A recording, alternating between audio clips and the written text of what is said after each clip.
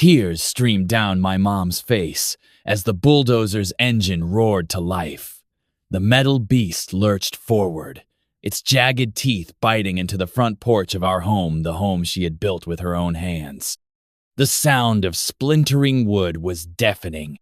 "Stop! Please, stop!" Mom screamed, her voice breaking. But the men in orange vests didn't listen. They just kept working, tearing apart our house piece by piece. The Homeowners Association, HOA, had given the order. They said we broke the rules. They said we had to pay a fine we couldn't afford. And when we couldn't pay, they took everything. I stood there, fists clenched, watching my mom sob as her dream house crumbled. The HOA president, a smug man in a crisp suit, stood nearby with his arms crossed. He had no idea who I was. No idea what I could do. Because if he did, he would have never messed with my mom. Our house wasn't fancy, but it was ours. Mom had saved every penny for years to buy this little plot of land in Willow Creek Estates. She painted the walls herself, planted flowers in the garden, and even built a small wooden swing on the porch. It was perfect. Then the letters started coming. Violation notice. Unapproved paint color. Violation notice. Lawn not properly maintained. Violation notice. Unauthorized structure. Porch swing. Every week, another fine. Another threat. Mom tried to fix everything, but the HOA kept moving the goalposts. The president, Mr. Harold Greeley, had a reputation for being ruthless. People whispered that he enjoyed making families suffer. One evening, Mom sat at the kitchen table, her head in her hands. "We can't keep up with these fines, Jake," she said softly. "If we don't pay, they'll take the house." I squeezed her shoulder. "Don't worry, Mom. I'll fix this." She gave me a tired smile. "You're sweet, but there's nothing we can do." They have all the power. If only she knew. I wasn't just some kid. I had secrets. Big ones. See, I spent most of my time online, in places most people didn't know existed. I had skills that could make powerful men like Harold Greeley regret their choices. That night, I went to work. First, I dug into the HOA's records. Then I found something interesting. Greeley had been stealing money. A lot of it. Fines that should have gone to community repairs vanished. Contracts for landscaping and repairs, all going to his brother's company at double the price. I smiled. Blackmail was too easy. I needed something bigger, something that would make the whole neighborhood turn against him. So I set a trap. I sent an anonymous email to every homeowner in Willow Creek Estates. Attached were bank statements, contracts, and even a few embarrassing personal photos of Greeley. By morning, the neighborhood was in chaos. People were shouting at the HOA office, demanding answers. Greeley looked like he'd seen a ghost. But he wasn't done yet. Instead of backing down, he doubled down. "The Johnson property is still in violation," he announced at an emergency meeting. "Demolition will proceed tomorrow as planned." Gasps filled the room. Mom stood up, her voice shaking. "You can't do this! We'll fight you!" Greeley smirked. "Try." Now, here we were. The bulldozer kept tearing through our home, and Greeley watched with cold satisfaction. But he had no idea what was coming, because I had one last move, and it would destroy him. The bulldozer's engine growled like a hungry beast, its metal jaws ripping through the walls of our home. Mom's knees buckled, and I caught her before she collapsed. Her sobs were the only thing louder than the destruction in front of us. Harold Greeley stood nearby, arms crossed, smirking. He thought he'd won. He had no idea. I pulled out my phone and tapped a single button. Silence. The bulldozer stopped mid-crunch. The workers frowned, looking at their radios, which had suddenly cut out. Then, from every phone in the crowd, ping, ping, ping, a flood of notifications. Greeley's smile vanished as he fumbled for his own phone. His face turned ghostly white. Emergency HOA meeting. Vote to remove Harold Greeley immediately. Attached was a video. His video. I knew blackmail wasn't enough. Greeley was too arrogant to back down. I needed something bigger, something that would make the entire neighborhood turn on him in an instant. So I hacked into his home security system. Most people don't realize how easy it is if you know what you're doing. His cameras were supposed to keep him safe. Instead, they recorded everything, including the secret meetings in his basement. The moment I saw the footage, I knew I had him. Greeley wasn't just stealing money. He was bragging about it. On camera, glass of whiskey in hand, he laughed with his buddies. These idiots pay me to boss them around. Best scam ever. Then he dropped the real bomb. Half these fines? Made up. That Johnson woman? I'm tearing her house down just to prove I can. I edited the clip, added timestamps, and sent it to every resident in Willow Creek, right as the bulldozer started its work. People gasped. Phones buzzed. Then shouting, "You've been stealing from us," a man roared. "You lied about the fines," a woman screamed. Greeley's face twisted in panic. This is fake. Someone's setting me up." I stepped forward, my voice calm. "Check your bank records, folks. The proof is all there." A woman in the crowd, Mrs. Rivera, the neighborhood's retired accountant, scrolled through her phone, then looked up, furious. "He's right. The HOA funds are gone." The crowd erupted. Greeley stumbled back as angry residents closed in on him. The workers, realizing what was happening, shut off the bulldozer and stepped aside. Then came the final blow. Police sirens wailed in the distance. 2 officers pushed through the crowd. "Harold Greeley," one said, "you're under arrest for embezzlement and fraud." Greeley's mouth opened, but no words came out. As they cuffed him, he locked eyes with me, finally realizing who I was. His face went pale. "You," I smiled. "Me." The crowd cheered as they hauled him away. Mom wiped her tears, staring at the wreckage of our home. "Jake, what do we do now?" I put an arm around her. "We rebuild." But then, a black SUV pulled up.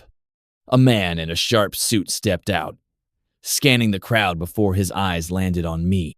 "Jake Johnson," he said. "We need to talk." The moment the man in the black suit said my name, the air around us changed. The crowd's cheers died down.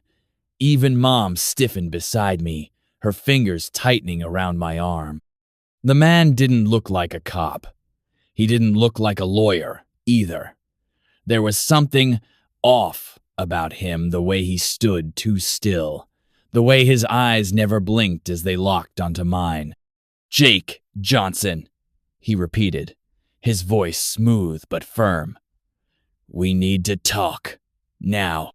Mom stepped in front of me, her mama bear instincts kicking in. "Who are you?" The man ignored her, keeping his gaze on me. "You're smarter than most, kid, so you know this isn't a request." A chill ran down my spine. Because I did know. This wasn't about the HOA. This was about what I could do. The man who finally introduced himself as Agent Cross led us away from the crowd to a quiet corner near what was left of our porch. "You've got skills," he said, cutting straight to the point. "Skills that could land you in prison or put you to work for us." "Us?" I asked, though I already knew the answer. He smirked. "Let's just say Uncle Sam could use someone like you." Mom's eyes widened. "Your government?" Agent Cross nodded.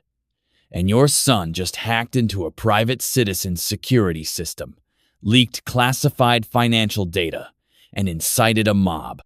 Normally, that's a one-way ticket to juvie." He paused. "But if he agrees to work with us, we'll make all of this," he gestured at the demolished house, "go away." My mind raced. This was big. Too big. "Work with you how?" I asked carefully. Cross leaned in. "Let's just say we have a few problems that need solving. Problems only someone like you can handle."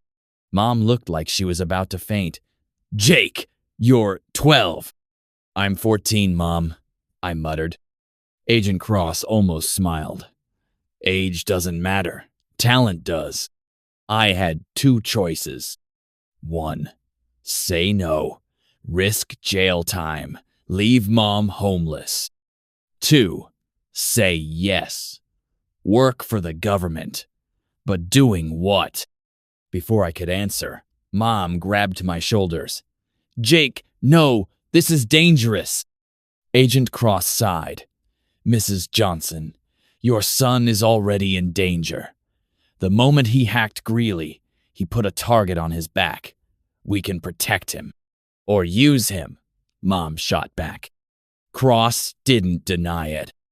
I looked at the ruins of our house, at Mom's tear-streaked face, then back at Agent Cross. "Fine," I said. "I'll do it." Mom gasped. "Jake." "But," I added, locking eyes with Cross, "you fix everything. Our house. Mom's name. And no one comes after her if something goes wrong."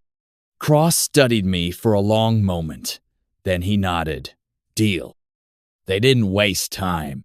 That same night, Agent Cross drove me to a nondescript building downtown. Inside, a team of people in headsets stared at screens, typing furiously. Cross handed me a laptop. "We have a problem. A big one." On the screen was a live feed of a bank's security system. "Hackers are draining accounts right now," Cross said. "We can't stop them. You can." I stared at the code flooding the screen. It was good. Really good. Whoever was doing this wasn't some script kiddie, they were a pro.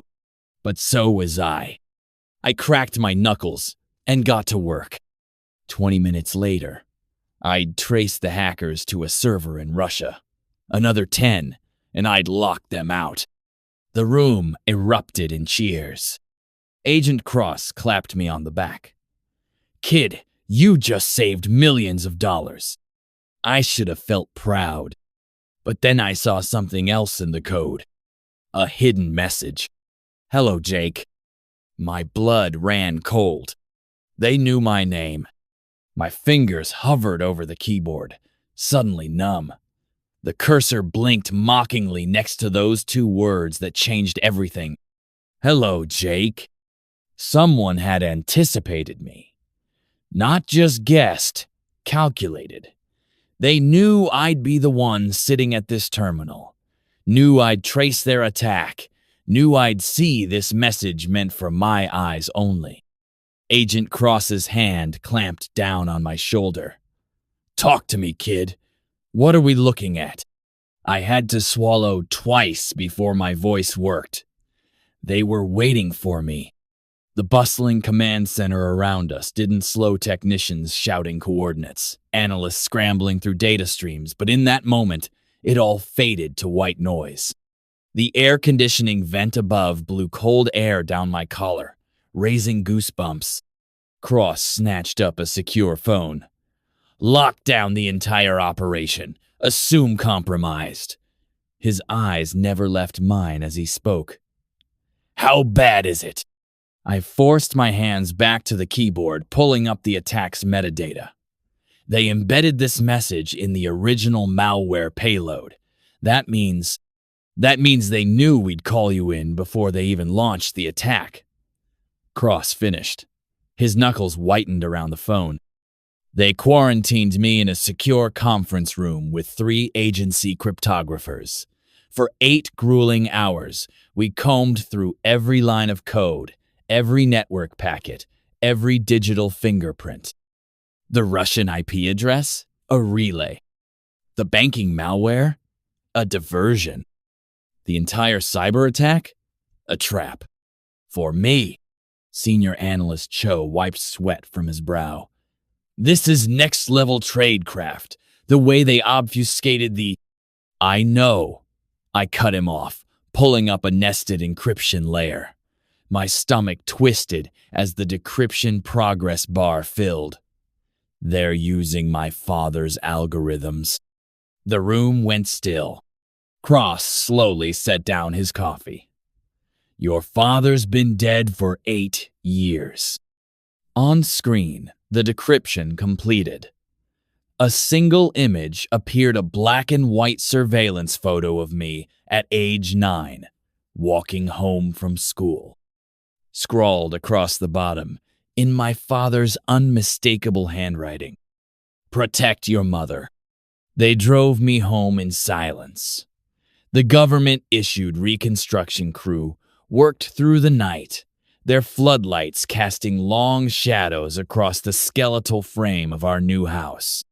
Mom waited on the trailer steps, her face illuminated by the glow of her phone. She looked up as we approached, her expression shifting from relief to dread when she saw my face. They know about Dad, I whispered. Her phone clattered to the pavement. The screen cracked, revealing the email she'd been reading, an unsent draft in her inbox, dated the day my father disappeared.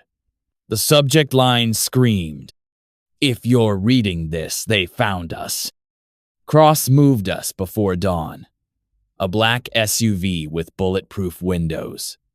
A circuitous route through 3 counties. A nondescript apartment building that didn't appear on any maps. They'll debrief you in the morning, Cross said, handing me a secure tablet.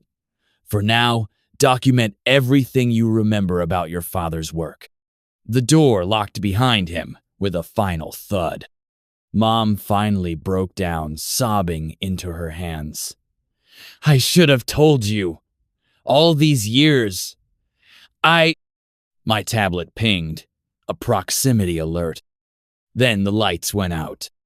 In the darkness, the tablet screen illuminated a new message, this time from an internal government server. They're coming up the stairs. We had 90 seconds, maybe less. Mom grabbed my arm. The fire escape. I wrenched open the window just as the first silenced round punched through the front door. Cold night air rushed in as I boosted Mom onto the rusty landing. The tablet vibrated again. A map appeared with a blinking route and one final message. Run! We dropped into the alley as glass shattered above us. Somewhere in the distance, sirens wailed. The route on my tablet led deeper into the city's underbelly, toward answers I wasn't sure I wanted. Toward the truth about my father. Toward whatever was dangerous enough to make the U.S. government and shadowy assassins both come after a 14-year-old kid. And as we vanished into the maze of backstreets, one terrible thought circled my mind. The HOA demolition had just been the beginning. The alley swallowed us whole. Mom's sneakers slapped against wet pavement as we sprinted, my tablet's glow the only light in the suffocating darkness. The map led us through a labyrinth of back streets, past overflowing dumpsters and rusted fire escapes, the kind of places people disappear into and never come back from. Every shadow felt like a threat. Every distant shout made my pulse spike. They're still behind us. I could feel it. The blinking dot on my tablet led us to a storm drain covered by a rusted grate. The coordinates pulsed red. Final destination. Mom grabbed my wrist. "Jake, we can't go down there." A crash echoed from the street behind us. Voices. Heavy footsteps. I pried up the grate. "We don't have a choice." The tunnel smelled like mildew and something metallic. Our footsteps echoed as we descended into the darkness, the grate clanging shut above us. Then lights. Flickering fluorescence buzzed to life, revealing a hidden bunker beneath the city. Monitors lined the walls, displaying live security feeds from what looked like government buildings, corporate headquarters, even a few military bases. And in the center of it all, a single workstation with a note taped to the monitor. For Jake. The computer booted up with a passcode prompt. I didn't even hesitate. I typed my birthday. The screen unlocked. A video file auto-played. Grainy footage filled the monitor, and my breath caught in my throat. My father, older than I remembered, his face lined with stress, but undeniably him. He leaned close to the camera, his voice low and urgent. "Jake, if you're seeing this, it means they found you." His eyes flicked towards something off-screen. "I don't have much time. Everything you need is hair passwords, protocols, the truth about what I was really working on." A noise in the background made him tense. He typed something frantic on a keyboard, and schematics flashed across the screen blueprints for something called Project Phoenix. "They told you I was dead. I had to let them believe that. But listen to me, the HOA, the government, the people chasing you know, it's all connected. They've been watching you since the day I left, waiting to see if you'd inherit my gifts." Mom made a choked noise beside me. The video glitched. My father's face pixelated for a second before coming back, even more desperate. "Jake, you can stop them. The code is in your blood. Find the key." The screen went black. I scoured the files. Bank records, surveillance logs, classified government documents. Piece by piece, the truth unfolded. My father hadn't just been a programmer. He'd been a whistleblower. Project Phoenix wasn't just software, was a backdoor, a way to control everything. Power grids, financial systems, military satellites, and the HOA, a test run. A way to see how far they could push control over people's lives before anyone noticed. And Greeley? Just a pawn. The real players were still in the shadows. And now they knew, I knew. An alarm blared from the bunker's security system. Red lights flashed as the monitors switched to exterior feeds black SUVs screeching to a halt above ground. Armed figures pouring out. "They're here," Mom whispered. I frantically copied files to a thumb drive, my fingers flying over the keys. There was too much to take. Too little time. The first explosion rocked the bunker. Dust rained from the ceiling. Then a new sound. A different set of footsteps. Coming from inside, the tunnels. The door burst open. Agent Cross stood there, gun drawn but not aimed at us, at the figures behind him. "Change of plans," he panted. Blood streaked his temple. "They've gone rogue. All of them." Mom shoved me behind her. "Who has?" "The entire program." Cross tossed me a second gun. I fumbled it, barely catching it. Your father was right. It's everywhere. Another explosion. Closer this time. I grabbed the thumb drive and yanked Mom toward a back tunnel just as gunfire erupted behind us. Cross covered our retreat, shouting over the chaos. Go, find the key. We ran through twisting passages, the sounds of pursuit echoing off the walls. My lungs burned. Mom stumbled, and I hauled her up, our hands slick with sweat. Then light. A sewer grate led up to the river docks. We burst into the open air, just as dawn painted the sky in streaks of orange and pink. In the distance, sirens wailed. Helicopters circled. But for now, we were free. Mom gripped my shoulders, her eyes wild. What now? I clenched the thumb drive in my fist, my father's last words ringing in my ears. Find the key. I knew what I had to do. 1 week later, it happened. Every screen in the country flickered to life at the same time. Phones, billboards, bank monitors, even the giant display in Times Square. A single message scrolled across them all. They're watching. But now, so are you. Attached? Every dirty secret. Every backdoor deal. Every lie. Project Phoenix was exposed. And as authorities scrambled and powerful men panicked, a new file began circulating on the dark Weeba digital lockpick, giving the world the tools to fight back. No one knew where it came from. But Mom and I, we were already gone. The new house was smaller. No HOA, no neighbors. Just a quiet plot of land where Mom could plant her flowers without asking permission. I found her on the porch one evening, staring at the wooden swing set I'd built, just like the one she'd made at our old home. You okay? I asked. She smiled, ruffling my hair. We're free, Jake. That's what matters.